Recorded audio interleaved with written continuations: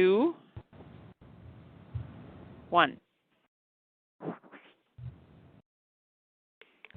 Hello, everyone. I'm Missy Zingsheim, the publisher of Airport Business Magazine.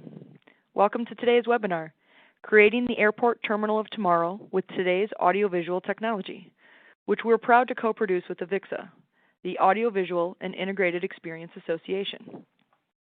Earlier in 2018, we formed a partnership with AVIXA to communicate to our readership keen insight into the audiovisual technologies that are transforming the airport terminal and the passenger experience. All aspects of our life are becoming increasingly digital, and the airport experience is no different.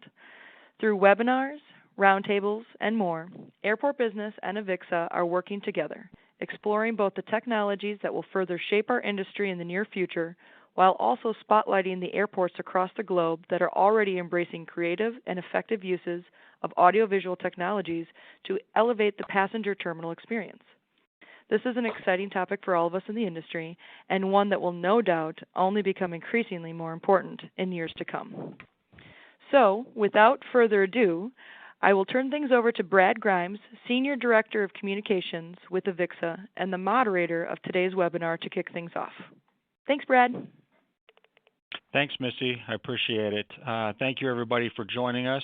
As Missy indicated, I am Brad Grimes. I'm with a group called AVIXA, which I'll tell you a little bit more about in a minute. Thanks, everybody, for joining us. As we go through this webinar, feel free to ask questions through the webinar tool. We will have some Q&A at the end. We may pepper some questions throughout, but we want this to be as interactive as we can, and we would love to take your questions. I do want to thank our panelists for joining us today, Jeffrey Axe from Populous, Todd Van Gerpen from Seattle-Tacoma International Airport, and Holly Lehman from United Airlines. What's going to happen here is I'm going to tell you a little bit about AVIXA, and then these three individuals are going to give presentations about what they're doing with audiovisual technology today. And then at the end, we will have a panel discussion and a Q&A, and you'll be able to ask your questions as well. So we are AVIXA, the Audiovisual and Integrated Experience Association. We're a trade association and a professional society. We've been around for about 80 years. We represent manufacturers of audio, video, control, lighting, other types of solutions, as well as the designers who create integrated audiovisual systems, the integrators who build them, and the many ultimate end users and operators who take audiovisual systems and create experiences for their customers or for their other end users.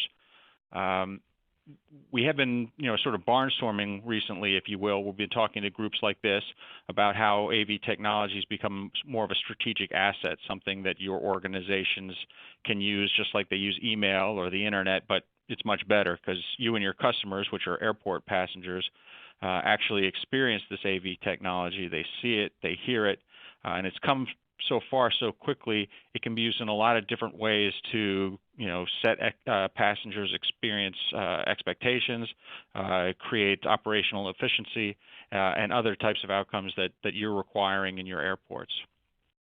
And obviously, it works in a lot of different markets. There's really no place we go today that isn't touched by audiovisual experiences. And clearly, airports and transportation hubs are one of them. We're proud to be working with Airport Business. We're trying to get out there at conferences and innovation symposiums and talk more and more about how this type of technology can be brought to bear in airports to achieve a lot of your goals. That's my 2 minutes on what we're doing here. But really the stars of this webinar are our presenters today, and I would like to turn it over to them and have them tell you how they're approaching this type of technology in the airports that they design and operate. So first, I'd like to welcome Jeffrey Axe of Populous. Thanks, Brad. Thanks, Missy. I appreciate the opportunity for us to present today. We expect that everybody on the webinar is going to hear several different versions of what audiovisual and digital technology will be in general and across the aviation marketplace. So what I want to talk about is what does this mean to us here at Populous first? Where is our position in this? So Populous is an architecture and design firm. Our focus is in experiential design and activation of spaces. So this is not simply technology for technology's sake. What we try and do is promote the user, how they feel in their journey through a space, and generally making spaces better for an individual. So what we do, we first focus on who are the people that use a facility, what are their needs through their journey. This is a process that we call human-centered design, and the primary focus of every project that we do here at Populous. Focusing on this human-centered design and our design aspect of activating spaces allows passengers or customers to enjoy their surrounding and the environment that they share with others. And it's the tagline that we do for all of our design work, is that our purpose is to design the places where people love to be together. And imagine taking an airport from I have to be at an airport because I'm traveling because I really enjoy being at an airport. And that's our primary goal. And what we believe is that the design process that we go through and the audio-visual digital technology techniques help increase that space to the customer. So from a broad perspective, Populous obviously designs various different facilities across our market, and audio-visual and digital technology in architecture becomes a performance aspect to us. It comes in many forms. It's lighting, it's sound, it's signage, it's branding, sponsorship, and at the end of it, it allows people to be immersed in the experience of their place, to follow through with their journey. For us, the activation of a space is what makes it the enjoyable experience. Bringing things to life beyond bricks and mortar, making it memorable to an individual. The brand activation is a sense of place within the environment. So as you can see in this photograph, there's a lot of people, there's lighting. What you can't hear is the sound in the background that engages people in their space. These are the aspects that really work for us. Sponsorship through projects amplifies the space. It's part of visual keys, it's part of branding. We work through vigorous process with our clients to determine the needs of all the customers and how the facility, the lighting, the audiovisual, the sponsorship can match up through amenities. What this helps is increase an enjoyable space. It also adds revenue to the environment that's there. Attributing enjoyment and experience, sponsors also receive perceived value from their customers.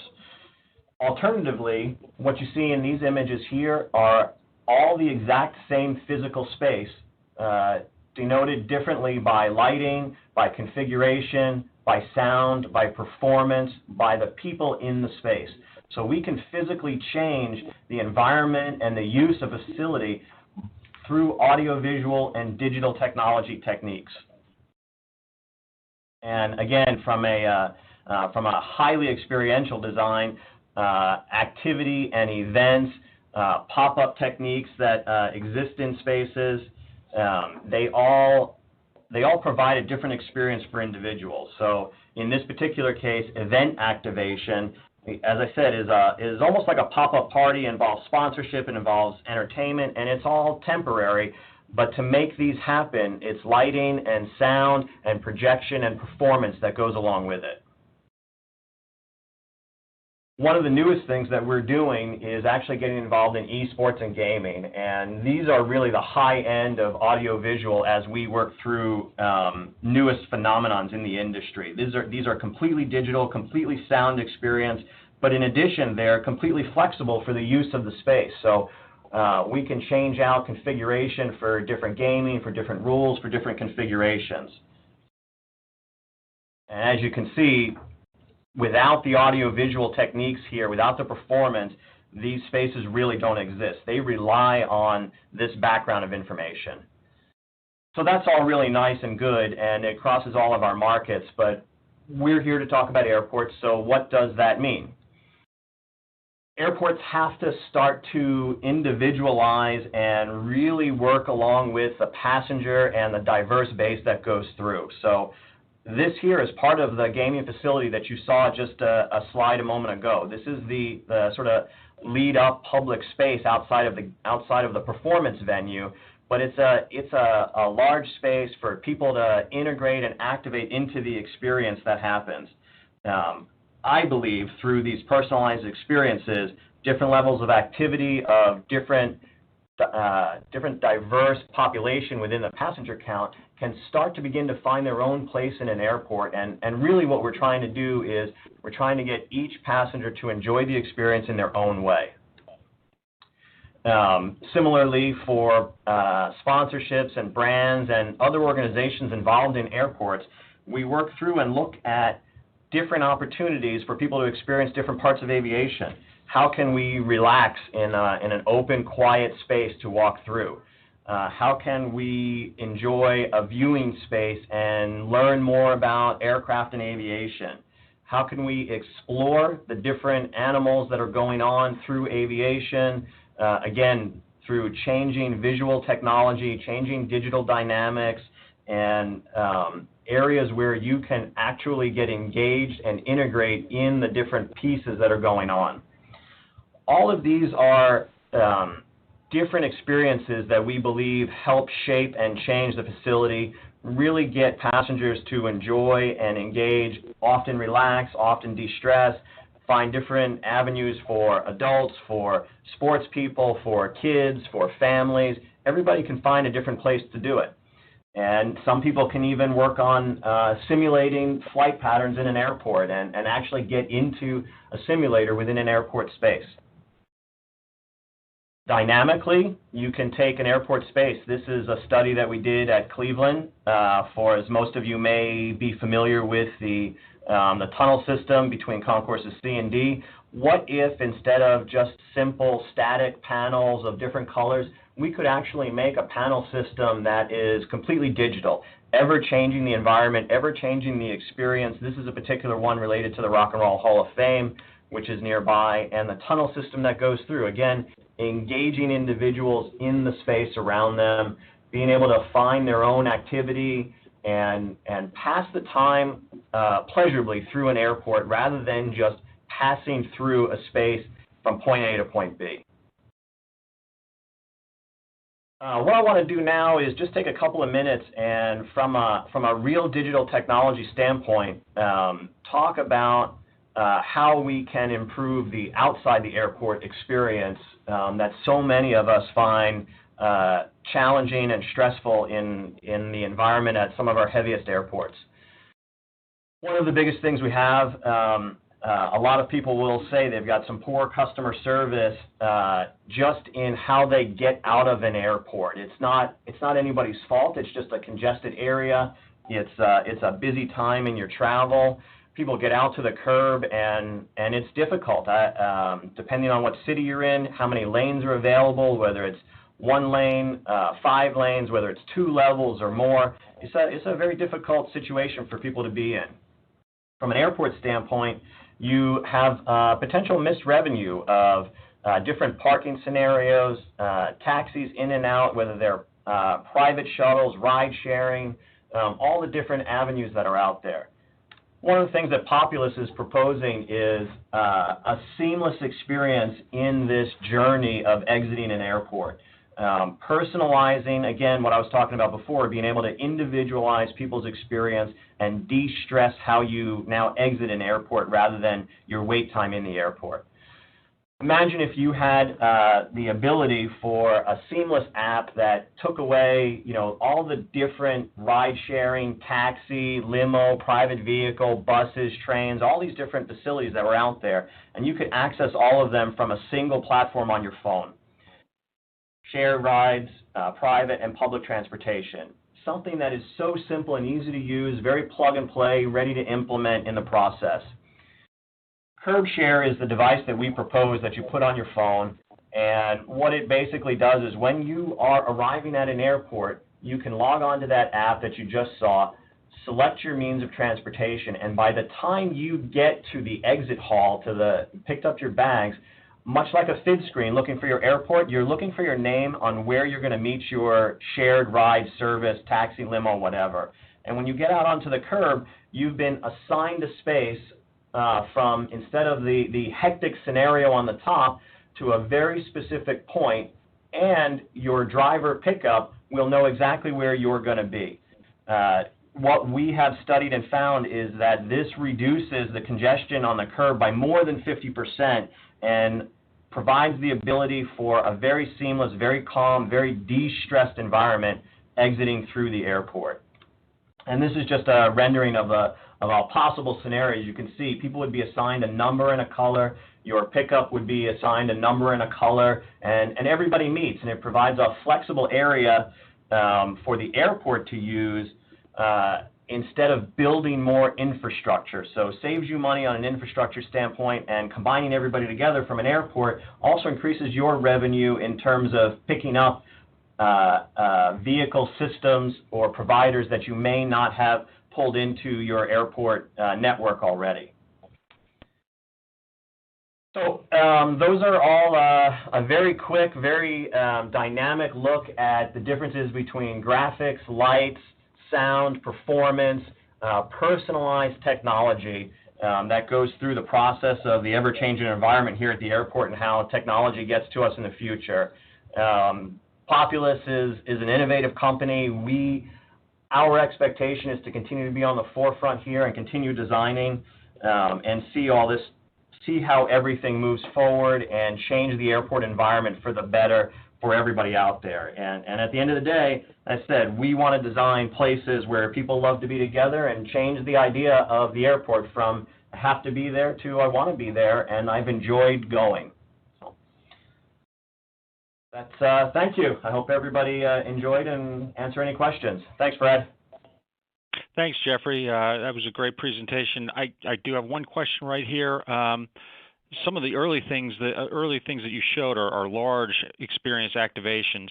How do those types of things scale from large to small airports? We've all been through airports that do have large experiences and some great audiovisual installations, but do those also scale to smaller airports, mid-sized airports throughout the country? Yeah, absolutely. You know, part of the initial process that I talked about on the human-centered design is completely focused on designing at an individual level. The human-centered design that we do is an in-depth research on people and their journey points and really scaling down from, you know, where as you're mentioning, projects in the millions of square feet to the projects in the hundreds of thousands of square feet, down to projects that are 20, 30, 40,000 square feet to be able to individualize experiences, get people to enjoy. Think of being able to use potentially spaces that are underutilized today and turning them into, you know, even an 800 or 1,000 square foot area that now becomes an enjoyable space for passengers to sit, relax, do an activity, and it creates additional revenue for an airport. Great. Thanks, Jeffrey. I appreciate it. So now I want to turn it over to Todd from Seattle, Tacoma. Todd, take it away. Brad, thank you very much. Hello, everybody. Welcome from Seattle. Our airport is growing. We're one of the fastest growing in the U.S. We're currently number 9 on the top 10 list, and about 49 million travelers are visiting us every year. As I thought about today's topic about creating airport terminals of tomorrow with today's audiovisual technology, we also have a saying out in Seattle that we don't want to build yesterday's airport tomorrow. And as wide as the audiovisual category is, I selected just one area of our terminal to illustrate the strength of visual communication and the migration of a 40-year-old lobby that is just not responding well to change. In the general airlines ticketing lobbies, the signs are static. You have to get up on a lift. You have to forecast out when these changes. There's cost associated with that. And our ability to respond to change in the dynamic airline industry was being hampered. So in Seattle, we've now migrated and are beginning our installation of large format electronic displays in our lobby. On the left-hand side, you see a new display. On the right-hand side, you see the old static displays hanging from the ceiling. 40 years ago, when the building was designed, how big of a sign do you hang from the ceiling? How many lines are you going to have on it? How do you future-proof your building and also your investment? Well, this is where audiovisual technology comes into play. This display is electronic. It has 4 airlines on it. The one behind it has 4. The one behind it has 4 more. But the advantage of that is that we can take and schedule content. We can customize it. We can change it from a desktop now. No more getting on the lift. No more going up and unscrewing the panel. And the cost associated with all that, as well as one less person on a lift, is a safety factor. The capacity of these new displays is illustrated here. One of our new airlines, Aer Lingus, came into Seattle. We were able to give them a very customized, personal welcome, not only for the airline, but for the travelers on that flight on the first day. And this is very simply the strength of electronic display technology. We're very happy with that. We actually had people standing underneath of this image because they wanted their picture taken with the new Aer Lingus sign, and it reached all the way back to the corporate office of Aer Lingus, and they were very pleased with our ability to do this. It also, once again, future-proofing the airport. As we start thinking about our upper and lower drives in Seattle, we'll be putting out the electronic signage as well, and that will help us control traffic flow and, in essence, make our curbside bigger, because as you come into an airport drive, everybody, if you're dropping off at Airline A, the first time you see the Airline A sign, everybody pulls over and creates congestion. Well, we can then dynamically turn that sign off and move folks further down the drive and help positively impact their behavior in the airport. Along with visual communication at SeaTac, another element that's very important to us is the audio portion. Our terminal-wide voice paging system is current, almost state-of-the-art, and it's all digital. In an airport, understanding public address is essential. If you can't produce a understandable audio experience, you might as well not even be talking to your customers. If it can't be understood, it has no value, and it just becomes clutter.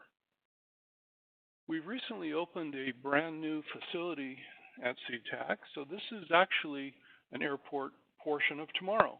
We opened it about 2 months ago. This is, we call the DNX building. This is 6 gates in a ramp level hold room that travelers will board buses and go out to remote hard stands, very similar to the European model. It was much, or to our great advantage, to create this facility because we could build the facility in its current location much faster than we can build a concourse. And in Seattle, we are space constrained. We just don't have any more room for concourses. So we're serving the needs of our traveling public as well as our airline partners in this facility. Challenge in this particular building, if you'll notice the ceiling, it does not have the classic suspended ceiling that we can put a speaker grid in. We also have a very hard and reflective area. You'll notice the glass on the right and left-hand side, and a lot of concrete. So working with our architects and our acoustic designers, we sourced a new speaker technology for the environment. It's called Distributed Mode Loudspeakers by Tectonic Audio Labs. And on your left-hand side, you'll see a little yellow circle. We've got a facility that's 350 feet long, it's 50 feet wide, 25 feet high, and we're covering 95% of this facility with just simply 6 speakers. Now, we talked about audio quality. The speech intelligibility index in this area is very high. It's easy to understand. But the point is that architecturally, we've got a great looking building. The technology came in and provided us the audio system that we needed. And the customer experience is outstanding. And with that, I thank you for your time.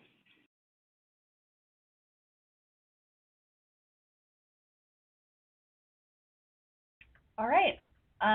This is Holly Lehman from United Airlines.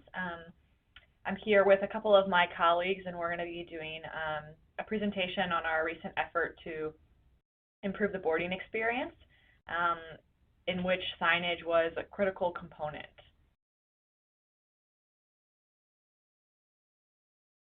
So as you all know, today's travel experience can be very stressful, confusing, and frustrating, particularly for those passengers who only fly us a couple times a year, which is the vast majority of United's passengers on most days. And so part of the thrust of our effort to improve the boarding experience was to make it a bit simpler and easier to navigate for those passengers, as well as passengers that fly us on a weekly basis.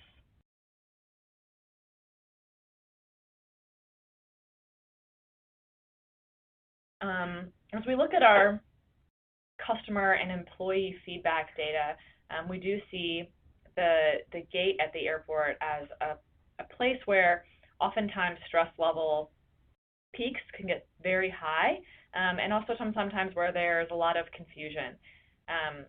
We feel like the gate is also an area where there's a lot of information colliding at the same time, whether it be PA announcements, lots of different competing digital signage, TVs, other audiovisual noise, and then also obviously announcements from agents themselves, and also the digital devices that customers have in their own hands. And so we find that often customers feel like they have to stay in the gate area because listening for that announcement from the agent is kind of almost the best source of information in a noisy space.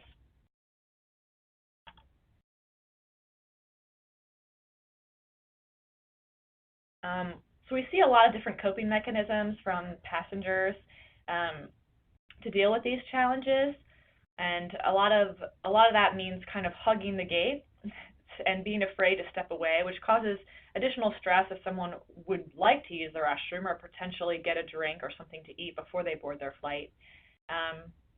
And often, once a passenger sees a couple people standing in a line or a queue, it causes everybody to feel as though they should also be in that line or queue. And because of the boarding process United had before, where we kind of encouraged folks in all 5 of our groups to find a place in line, we often had 5-lane wide queues of people stretching across our concourses, which caused a lot of issues with people being able to pass by, traffic, safety, and obviously optically is not the best thing to see as you're walking around. So our boarding process, there's been a lot of projects over the years to improve the boarding process at our company, and most of them have been focused on efficiency and how you can board the plane faster. And this effort was a bit different in that we were really focused on the customer experience and how we could make boarding better for our customers.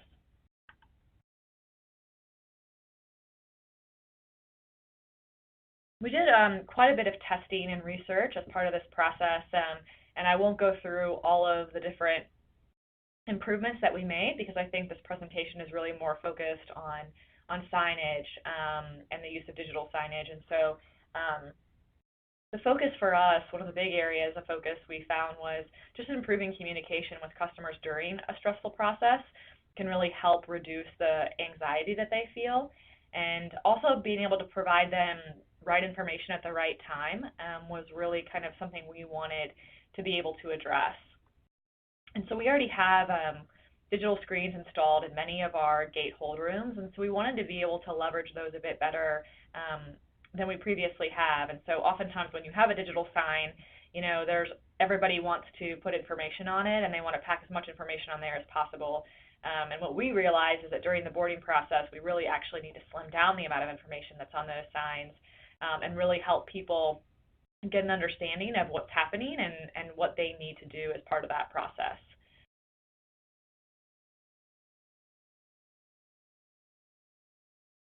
And another thing that we recognized is that we don't have digital signage everywhere we'd always want to have it, but more and more we have customers getting information from their mobile devices. And so how can we reinforce what people are seeing on static digital signage with what they have in their hand or on their wrist? And so being able to kind of drive the same message across multiple touch points was really important. So one of the most popular additions that we made to the United app during this project was boarding start notifications. So once the first passenger kind of goes through the boarding process, then everybody, that has the United app, that has a mobile boarding pass, gets a notification that boarding has started. And so what people are seeing visually in the hold room, they're also getting to see kind of reinforced on their mobile device. And this also kind of encourages folks, if they do want to walk away to explore the airport, or they want to remain in the lounge longer, this gives them an extra sense of comfort that they can kind of know what's happening at the gate without having to be there.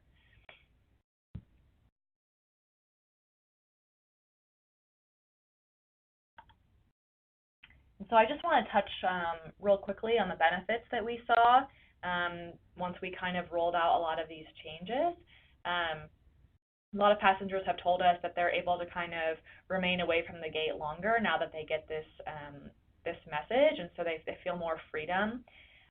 We also reduced the number of lanes that we had, or lines that we had at the gate. We used to have 5 separate, now we only have 2. So we have about 70 or 60% of people that used to be standing up for sometimes 30 or 40 minutes at a time now sitting down or exploring the airport. And we've seen a lot of positive feedback around that improvement, a lot less negative comments and feedback around having to wait in line for a long time. And now that we've kind of customized the digital displays in the boarding area to be really focused on what's happening with boarding once boarding starts, and we've kind of really condensed the information that customers see. It's easier for them when they walk up to know exactly what's happening and exactly what they should be doing. And we also kind of reduced the number of things we require gate agents to say during boarding as well. And so just reduction in the number of words, trying to make it simpler and easier to understand, and also to reinforce what people are seeing on the digital signage. One thing I did want to mention is that, one key component of this work, as you can imagine, any large company our size is also focused on cost. And so as we were redesigning the boarding process, we would have loved to have put digital signs everywhere, and we just couldn't do that. The cost of scaling that across our operation with over 1,000 gates is just not reasonable. And so we really chose to use static signage and digital signage kind of in concert. And so the digital signage really reinforces the static signage, but we can use the static signage by itself. And I think that's something to kind of keep in mind as we talk about all these things, is that we all would love to see the ideal state, but the ideal state is not always the most cost effective. And so we kind of sometimes have to have a bit of creativity when we think about what our ideal solution is.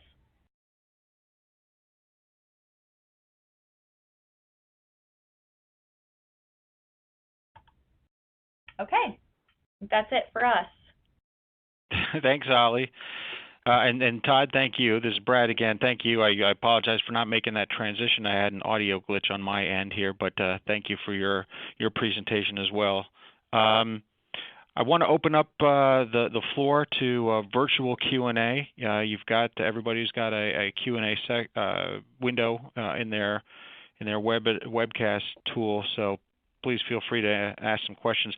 I've got a quick one first. To what extent, and Todd, this is probably pretty important in Seattle, where it's a tech-savvy city and you've got tech-savvy people coming through your airport, to what extent do customers' technology expectations factor into how you approach digital and audiovisual technologies in your spaces?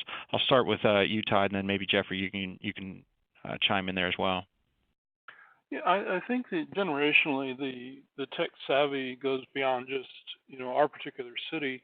That when travelers arrive in the airport, they want to understand very clearly what the path is, what the process is, and remove that uncertainty of coming into a different or unique environment. So technology plays a big part in what we're considering in supporting of that particular theory. A lot of our travelers are very self-sufficient now, and I think the industry is going into self-service, self-tagging, self-bag drop. Your ticketing lobby of today is really turning into just a place to drop your bags off. We'll get you through security, and we'll introduce you to the further technology post-security and give you a great experience along with our airline partners. Jeffrey, your business is doing fantastic things with technology. How much of that is driven by the fact that you and I and our kids and our siblings and everybody else is just surrounded by technology all the time? It's a huge factor, of course.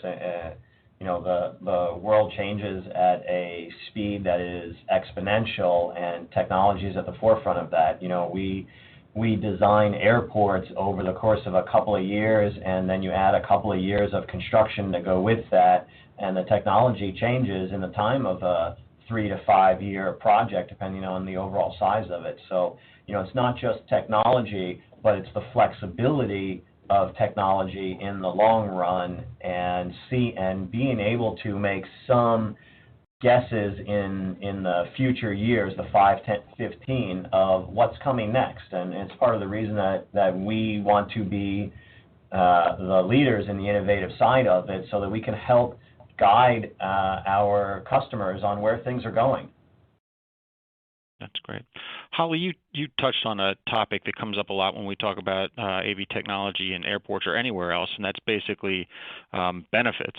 It's not enough to have something digital and beautiful and wow. It needs to support the business and needs to have benefits. How does United, justify or evaluate technologies such that they accomplish something that supports the business? Yeah, that's a really good question, and I think, to be quite honest, with some of these technologies, it can be really hard to kind of pinpoint the specific impact it has on customer experience. So we do survey our passengers after they fly with us, and we ask them a whole host of questions around their experience on board the aircraft, but also in the airport. And we do follow up, and we kind of, look at what gates they flew out of, the experience that they had, what aircraft they were on, and how we can tie that back. We know for sure that there's certain airports and gates that outperform others, and we can tie a lot of that back to, high quality wayfinding and PA systems and things of that nature. But you're absolutely right. When we look to make investments like this, there has to be a justification. I think one nice thing is that if we know what the best in class is and we understand what the benefits are, and as we go to refresh hold rooms or we go to build a new terminal, we can really go in with the right model to begin with. I think where it always is a little bit of a heavier lift just going back to retouch older spaces that are not yet quite ready for a full refresh. And that's where I think we have to be creative. And so I know we're always pushing designers that come and talk to us that show us these beautiful solutions.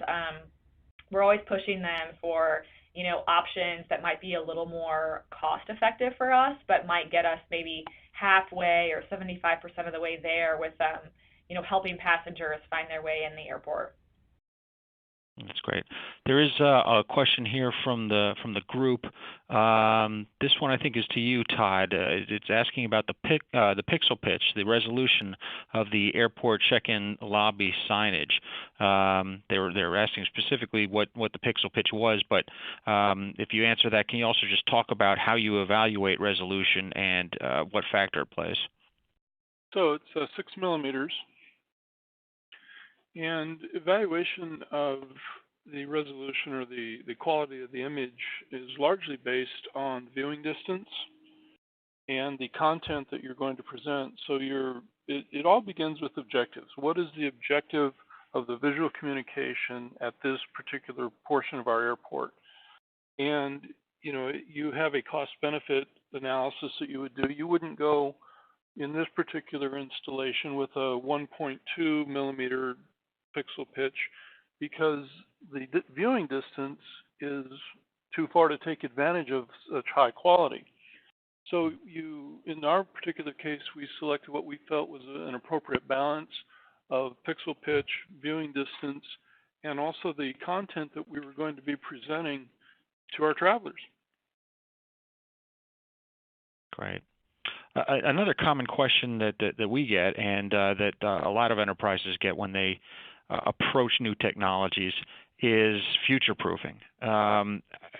how do you approach something like this where technology moves so quickly and it changes so rapidly? How do you protect yourselves? How do you make investment decisions such that the technology solution that you put in today will serve your purposes for 3, 5, or I don't know how many years you look out? Holly, you want to take that first? Yeah, I think, one of the beauties of digital signage and why we love it is that it does help us future-proof a little bit. Static signage, obviously, you have to, every time you change something about your brand or color palette, you're having to reorder and send signs all over the world. Digital signage gives us quite a bit more flexibility, and so I know we're definitely, as a business, keen to understand, how we can use digital signage in a flexible way that kind of meets our ever-evolving needs, because if we wanted to redo the configuration of a gate hold room, but our digital signage is kind of fixed in one location, that also is a little bit of a barrier, right? So how can we do things that are mobile, that are designed to grow with us, that are flexible enough to meet the changing needs of air travel? But yeah, I'll also let my colleague from our marketing organization, Amy, chime in as well. Yeah, I would definitely echo that, just in terms of the advantage of digital being able to flex to the needs of branding. So I think that is something that we do have on our radar, especially as our brand is in the middle of an evolution as we speak, particularly with color palette, et cetera. So yeah, I agree. Jeffrey, as an experiential designer, you probably get questions like this from aviation customers who you're designing a technology solution for. Do they push back and say, well, how do I know that this won't be out of date in 7 months? Things are always a question, especially in technology, and as I said earlier, how fast things change. Depending on the type of technology you're putting in, the background is different. It's essential to have a good background of infrastructure in a large facility so that you can support the speed of items, have some interconnectivity, and definitely the flexibility of alternate platforms, alternate devices. From the audio-visual standpoint, the lighting, the graphics, even sound, the nice thing is, and this goes back to sort of the transformable facility image that I showed early on in the slides, for one single investment, you can change your atmosphere infinitely through different lighting and different sound and different digital experiences that go through there. And in many of the images that we showed, it's all graphic-based. You have a bricks and mortar facility that you built, but instead of decorating and providing the active experience with static materials, when you do it with technology, you can continue to change that type of piece for all different uses, for all different individuals, for all different activities that go along with you. It helps with the cost of solution for the owner.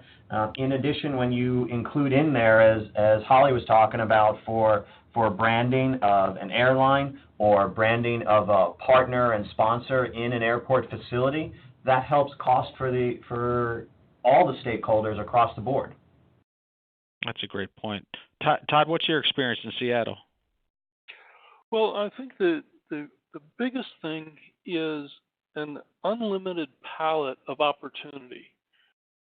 We get future proofing because we have a blank palette that we don't have to know what we're going to do 10 years down the road, but what we do have is the capability to respond to those needs.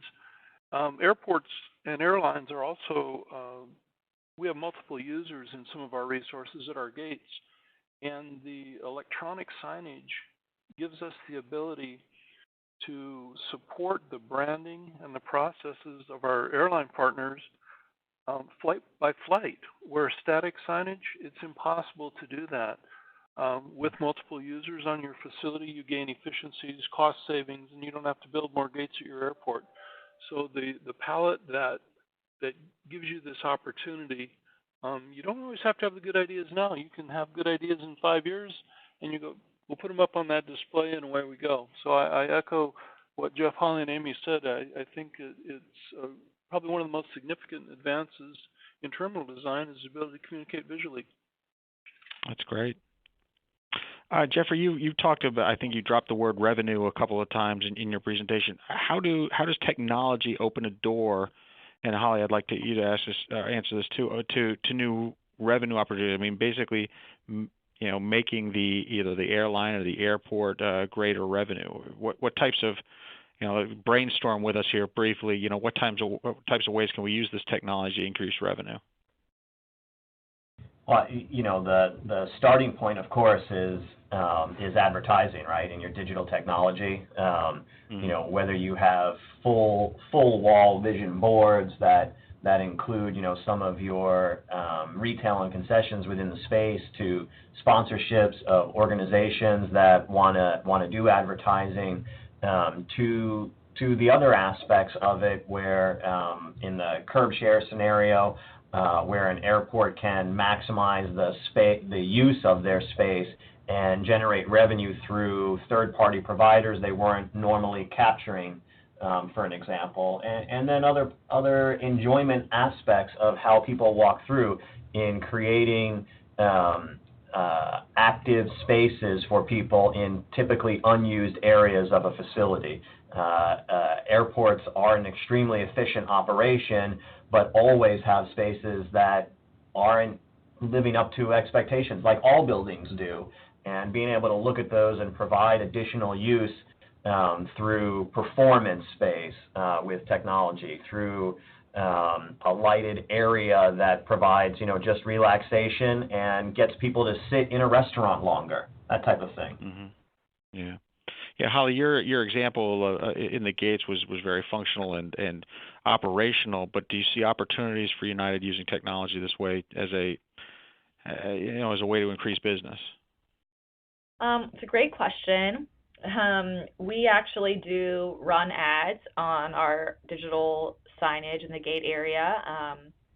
I would say the source of revenue is insignificant, and actually. We are much more interested in using that signage to drive an improved customer experience. So sometimes advertising doesn't really hit the mark on that. Improved wayfinding does, and I think, as customers have a more simple and cohesive travel experience, then, and they can easily find where they need to go, I think that they are more apt to stop along the way and purchase something.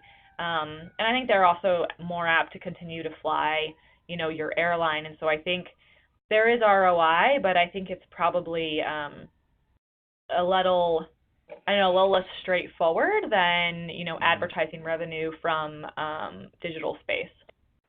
That's a great point. I assume you all travel quite a bit. I just wanted to ask each of you what you've seen in your travels. What have you seen using technology or audiovisual solutions that you've looked at and said, man, I wish we could try that, or I'd love to try that, or you actually spent 10 minutes extra in a terminal because of something that attracted you. Todd, anything come to mind? Oh, absolutely. Being in airports for 40 years, it sometimes takes a lot to wow me. But our good friends in Orlando, with their new ticketing lobby displays that they have recently installed, is absolutely a phenomenal installation. They've got full-length electronic displays behind the ticketing or the check-in desks, and they have video that they can put up. They can brand the airline from one airline user to the next, and it actually, I was walking past that, and I stopped and looked at that. Las Vegas has done a great job on their D concourse with their gate pylons, and also using electronic displays on their curbside and ticketing area. Honolulu has put in some great-looking large format direct view LEDs. And, of course, there's that new Seattle D Annex building that everybody's talking about. That's a great point. I look forward to seeing it soon. Holly, how about you? What have you seen lately? We were all just kind of in the room here debating what we had seen on our recent travels, and I think Amy had a good point. She was kind of bringing up maybe examples outside our industry, and maybe it's that we spend way too much time in airports. Yeah, that's great. That's a legitimate point. One of the best ways of obviously being inspired is by looking outside of your industry.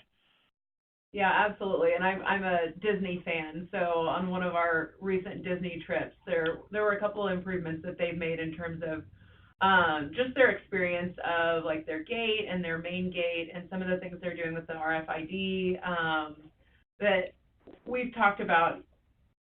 Are there ways that we could take that and bring it into the airport or airline experience? Because they are able to do some experimentation without all the limits that we have in our industry in terms of security, et cetera. But yeah, I think that a couple of things that Disney has done for their overall experience and process are interesting. Yeah, and I think we also, too, there's been a lot of emphasis recently at United thinking about, as we continue to improve upon the digital tools that we're giving customers to help them navigate their journey, what really is the best information for you to receive on a mobile device contextually in the moment, and what information is best for you to see in the physical space that you're in. And I think there's still some work to be done around, what messaging belongs on a big digital sign and what messaging belongs on the phone. And as more and more folks are traveling and using that as kind of their compass to guide their travel, I think that there's a lot of thought to be done around kind of orchestrating and creating a good hierarchy that really kind of simplifies the experience for folks. Well, that's a great point. When I've had some conversation with some airport operators recently, I mean, obviously the phone it's just a fact of life. Everyone's got one, and everyone's got their face down in their phone, or they do much of the time. And the challenge is getting their eyes up and getting their eyes off the phone and into the space when, as you sort of suggest, the situation or the communications is appropriate. It's getting them up to experience the space. That's where the shopping is. That's where their purpose is, to get from one place to another. And that's clearly a challenge. Jeffrey, Populous does amazing work, but maybe someone else's work or some other experience you've seen in an airport that really floored you? Well, I kind of agree with Holly and Amy that we definitely need to look outside the industry. I think in aviation we're using technology, but we're just really scratching the surface on it. I think it has so much application from other markets that are using from visual screening to performance-based to personal technology. We can really make a much more seamless journey through an airport more enjoyable for passengers when we combine all these things together. But we have to do it in a place that focuses on what people really need to do. What are they looking for? How are they going to enjoy the space? Some people want peaceful. Some people want, high energy. And how can we put that all together? Yeah, that's a great point. Technology, terminals of the future. If you had to, look into a crystal ball and see where the trends are going, Todd, what types of things do you see in the future for an airport like Seattle-Tacoma? Well, we touched on it earlier.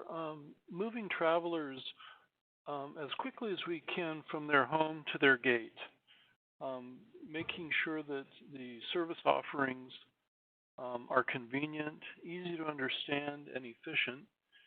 And as travelers go down their journey or their touch points as they go through an airport, we want to make sure that we can support a pleasurable experience from that. And using technology, it goes beyond the audio visual. It's the bag drop systems, the passenger processing.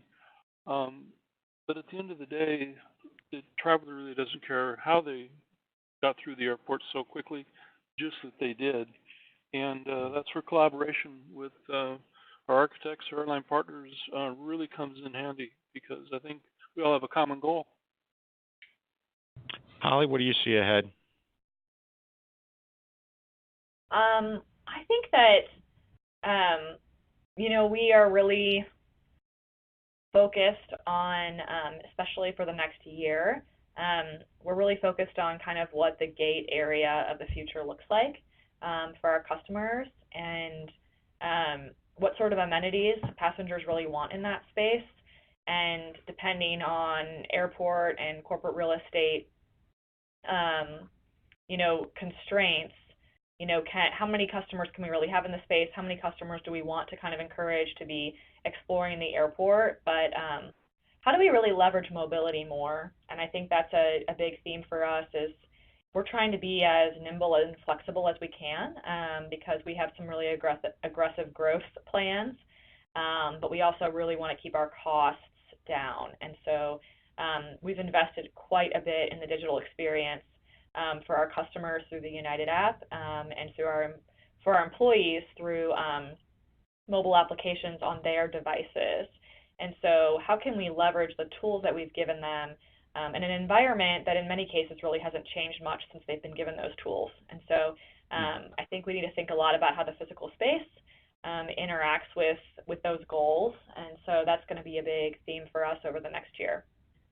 And I would just add on to that from a marketing standpoint. I think, overall, everything that Holly just referenced, de-stressing the customer experience, I think is big both on the operational and commercial side. And I think in marketing, we're looking at how we can use some of the sensory branding to be able to do that, even more so than we have in the past. So how do we look at light, sound, smell, all of those things that impact a customer, whether they realize it or not, and how can we do that so that our employees are basically the cherry on top? We're laying the stage with cooler colors in our palette, colors that interact together to be able to be a little bit more soothing and calming, and then on top of that, working with our operational folks to really bring in the technology to everything that Holly just said. But we're all trying to work in tandem to ultimately de-stress that experience. Mm-hmm. Jeffrey, last word. The terminal of tomorrow, what does it look like, and how is the technology that you work with every day going to impact it? Yeah, I think to take a step further on what Holly and Amy are saying, the terminal of the future is going to need to have flexibility. It's going to need to adapt with changing environments. It's going to need to have multiple use technology and experience space. All of these things can help create simplicity for travelers. And not too far in the future, I think our terminals are going to be opened up to more than just passengers and become real destinations in cities. And how do we start to design for that? How do we accommodate more people and those that potentially may not be traveling that particular day, but back to the airport to enjoy the space that's offered to them? Great. Well, thanks, everybody. And I think we're close to the end of our hour here. I thank everybody on the line for joining us today. There's a web address here where there's some video interviews with some folks in the airport business who are using AV in great ways. It's avixa.org/transportationAV. I want to thank Jeffrey, Todd, Holly. I want to thank Airport Business and Missy for co-hosting this with us. It's been a great discussion. There's a lot going on with technology in the airport space and, frankly, everywhere around us. And on behalf of AVIXA, we just encourage everybody to explore the possibilities. Have a great rest of the day. Have a great holiday, and best of luck in the future. Thanks.